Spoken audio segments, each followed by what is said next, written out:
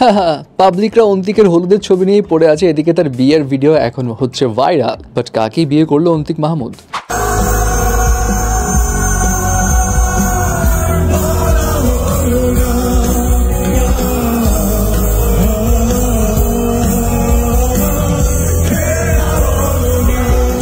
ব্ল্যাকের কনসার্ট কি সত্যি জমালো নাকি লিটারেলি সব লন্ড ভন্ড করে দিল? প্রথমে আসে অন্তিক মাহমুদের কাছে।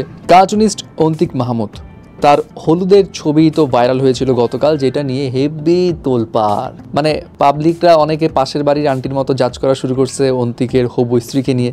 আহা, অন্তিক তো আরো ডিজার্ভ করতে ভালো, অন্তিক এটা কাকে বিয়ে করলো, মানাচ্ছে না, নানা এরকম কথাবার্তা। বাট অ্যাকচুয়ালি যে তারা কতটা হ্যাপি, তাদের স্মাইল যে কতটা সুন্দর অমায়িক, সেটা তারা দেখেও দেখছে না। হোয়াট এভার ইট ইজ, ওই হলুদের ছবি নিয়ে নাচানাচি যারা করছে করুক। বাট এদিকে অন্তিক মাহমুদ কিন্তু গতকাল রাতেই বিয়ে সেরে ফেলেছে এবং তার বিয়ের ছবি ভিডিওস অলরেডি ভাইরাল। যাই হোক, শুধু যে কেউ কেউ জাজ করছে এমনও নয়, অনেক তরুণীর মনও ভেঙে দিয়েছে Antik Mahmud. What ever it is, এখন প্রশ্ন হলো অন্তিক মাহমুদ বিয়ে করলো কাকে? অন্তিক মাহমুদের স্ত্রীর নাম হালিমা বিনতে ইসলাম এবং তাদের মধ্যে প্রেম ছিল কি ছিল না সেই বিষয়ে তো জানা নেই, তবে ডেফিনেটলি অনেকে ধারণা করছে প্রেম তো ছিল এদের মধ্যে। তাদের হাসি দেখেই বোঝা যায় এটা প্রেমের বিয়ে। এখন অন্তিক মাহমুদ স্টাডি করতেছিল বিইউপিতে, সেখানে আইসিটি নিয়ে ব্যাচেলর ডিগ্রি অর্জন করেছিল এবং আইসি নিয়ে পরবর্তীতে মাস্টার্স কমপ্লিট করে। এবং হালিমা বিনতে ইসলাম, সেও কিন্তু বিইউপির স্টুডেন্ট ছিল। সে ইকোনমিক্সে অনার্স এবং মাস্টার্স কমপ্লিট করার পরে ফুল স্কলারশিপ নিয়ে ইউএস এর পেন স্টেট ইউনিভার্সিটিতে যায় স্টাডি করতে। সো ডেফিনেটলি হালিমা অনেক ট্যালেন্টেড একজন স্টুডেন্ট। নট অনলি দ্যাট, সে বাংলাদেশের বেশ কয়েকটা বড় বড় কোম্পানিতে রিসার্চ অ্যাসিস্ট্যান্ট, রিসার্চ অ্যানালিস্ট হিসেবেও কাজ করেছিল এবং সে একজন উপস্থাপিকাও বটে। যাই হোক, যে যাই বলুক, অনেকেই তাদেরকে শুভকামনা জানাচ্ছে এবং তারা যাতে সুখে শান্তিতে সংসার জীবনটা শুরু করতে পারে এবং এটা যাতে বজায় থাকে সেই বিষয়টা অনেকে প্রার্থনা করছে।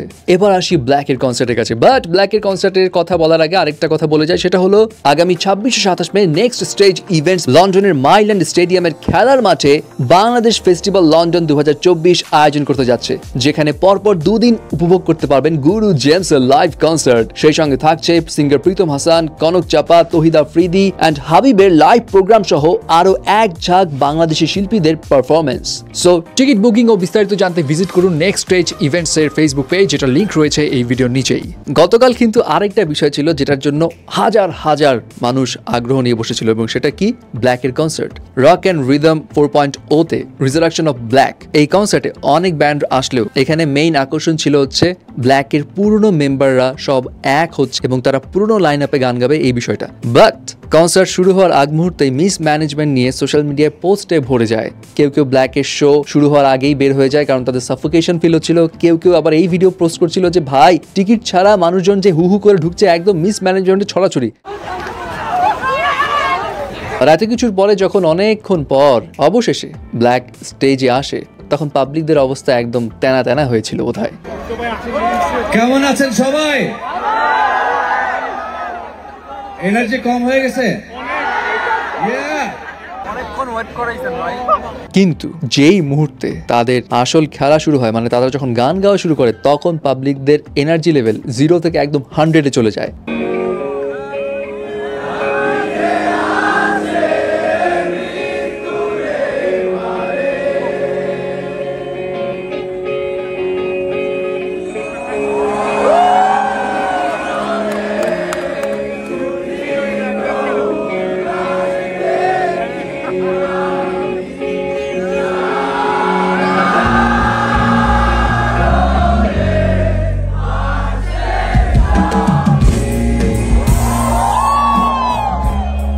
সত্যি গুজবাম্পস দেওয়ার মতো মোমেন্টস ছিল। যারা 90s কিড ব্ল্যাকের সঙ্গে কানেক্টেড, তারা বুঝবে তাদের একসঙ্গে হওয়াটা কতটা মিন করে আমাদের জন্য।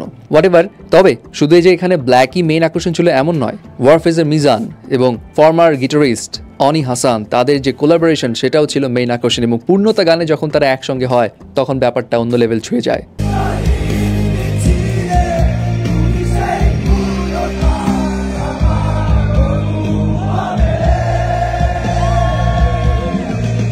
সবকিছু মিলিয়ে ওয়ারফেজ এবং ব্ল্যাক যখন স্টেজে পারফরমেন্স শুরু করে, তখন পাবলিকদের কমপ্লেইন, এই যে মিসম্যানেজমেন্ট, সবকিছু ভুলে সবাই একদম মেতে উঠে।